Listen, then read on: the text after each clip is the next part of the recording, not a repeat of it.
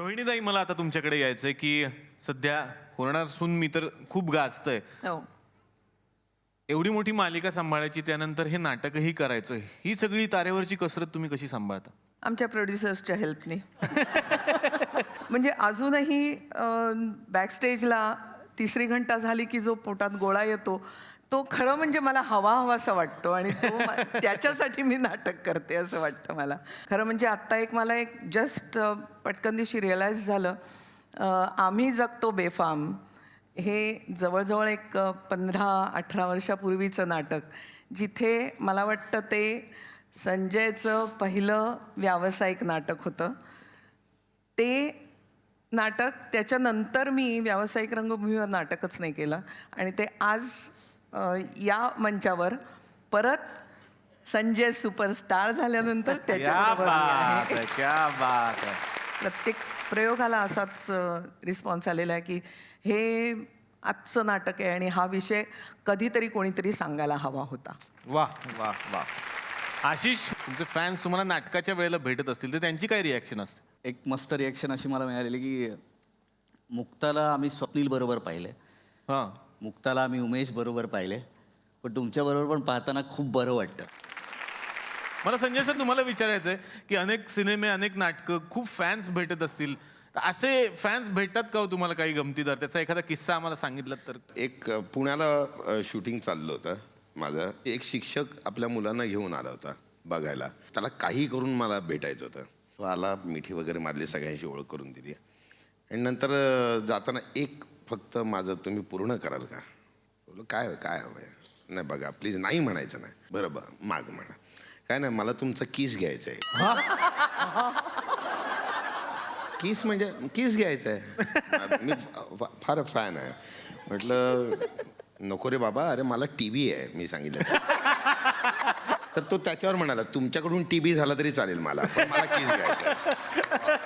काही काही गमतीशीर फॅन्स भेटतात ते तुम्हालाच विचारतात नावापासनं सगळंच, की तुमची सिरियल कुठची ती. मग आपण काहीतरी सांगत नाही नाही ती नाही, ती स्वप्नील जोशी होते ती कुठली, एका लग्न, हा एका लग्न, त्यात तुमचं नाव काय काय राधा, राधा राधा, त्यात तुमच्या आईचं रोल करतात त्या इला ते, हा त्यांच्याबरोबरचा तुमचा तो असं असं आपल्याला त्यांना खूप मनापासनं कौतुक करायचं असतं. हा एक महत्वाचा मुद्दा जरी गृहीत धरला तरी सुद्धा तुला तुझी मी इथे येऊन जर तुझं शो कुठचा असं जर करायला लागलं तर ते तसे खूप फॅन्स भेटतात. अर्धवट बोलतात, त्याचा आपल्याला खूप हसायला येतं.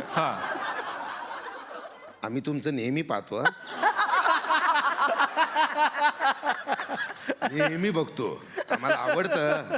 अरे काय, एक जण आला होता तो इतका, जसं संजयरावने सांगितलं की ते गांगरून गेलेले असतात, कारण त्यांना एकतर आदरयुक्त भीती असते किंवा त्यांचा आवडता माणूस त्यांना समोर दिसल्यानंतर काय बोलायचं कळत नाही. एक जण आला आणि तो म्हणाला हॅलो, हा हॅपी दिवाळी.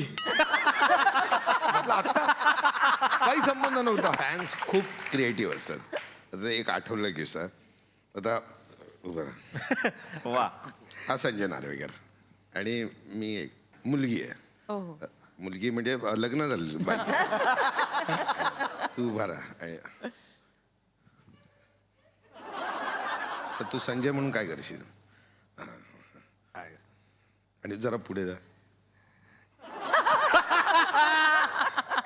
बघ पूर्ण.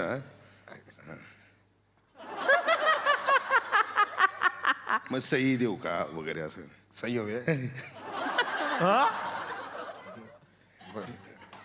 अरे अरे, शेवटी मी विचारलं काय, मग काय हवंय काय? ओळखा मनातलं, ओळखा बायकांच्या मनात, असं असं करा. अरे अगं बाई, अरे हा सिनेमा तुम्ही खरंच केलात आणि त्याच्यामुळे बायकांच्या मनातलं तुम्ही ओळखता हे सगळ्यांना आता असं वाटू लागलंय खरंच. पण घरात कधी बायकोच्या मनातलं ओळखलं सर तुम्ही? नाही, ही जर ताकद मिळाली असती ना तर मला वाटतंय ना खरंच माणूस सुखी झाला असता. ती जादू न मिळतात असंच ओळखायला लागलात ना तुम्ही तर खरंच सुखी व्हाल. वा वा वा वा. संजय दत्त यांच्याबरोबर तुमचं एक वेगळं नातं आहे, कारण वास्तव हा सिनेमा खूप गाजलेला आहे आणि त्यातली विशेष करून तुमची व्यक्तिरेखा 1.5 फुट्या ही म्हणजे आत्ताही जेव्हा सिनेमा लागतो तेव्हा फक्त संजय नार्वेकर यांच्यासाठी आम्ही तर बघतो बाबा. तर ती भूमिका तुमच्याकडे कशी आली आणि तो सगळा कसा झाला प्रवास?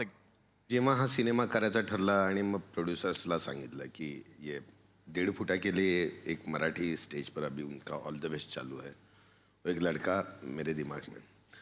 प्रोड्युसरने सांगितलं नाही नाही, हा मोठा रोल आहे, तर कोणतरी आपण चांगला एक मोठा हिंदीतला घेऊया. आणि कास्टिंग वगैरे सगळं झालं. त्या रोलसाठी ज्यांना साईन केलं होतं त्यांचं डेटचा काहीतरी प्रॉब्लेम झाला. तेव्हा संजय दत्त महेश मांजरेकरांना म्हणाला की तेरा कोण तू दोस्त बोला था ना, उसको बोला ना, देखेगा ना क्या है.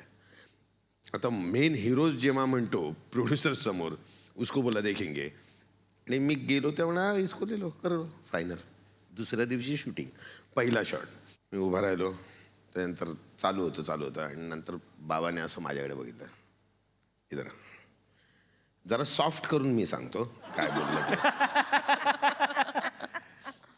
इधर क्या बाबा, तेरा नाम संजय, मेरा भी नाम संजय, दोनों मिलके ये पूरी इंडस्ट्री की ना वाट लगा देंगे.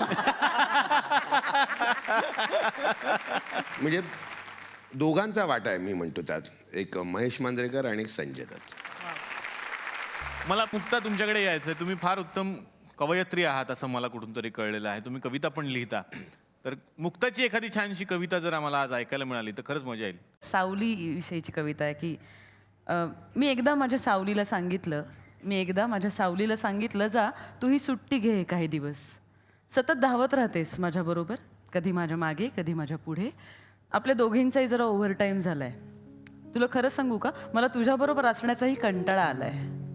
हां, कारण मी शोधतेय नवीन अवकाश, नवीन गती, चव, वास, रंग, फील. क्षितिजही असेल नवं कदाचित, आणि मग सूर्यही उगवेल नवा, मग सावली कशी तीच राहील ना. पण या सगळ्या जरतरच्या गोष्टी आहेत.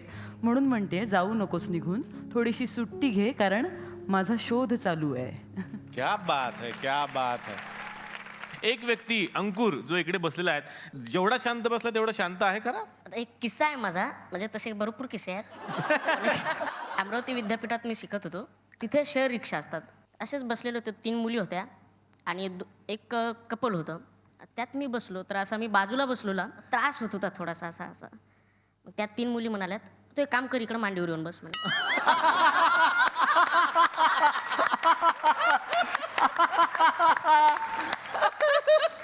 म्हटलं आता काय बोलवलंच आहे, नाही कशाला म्हणायचं. अरे बापरे.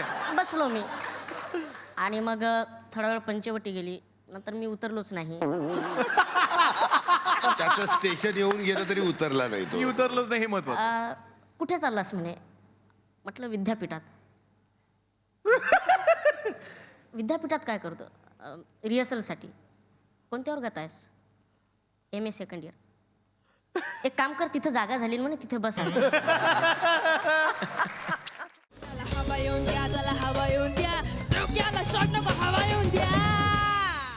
मी मराठी, झी मराठी. झी5 ॲप आजच सबस्क्राईब करा आणि आपल्या आवडत्या मालिकांचे भाग कधीही कुठेही पहा.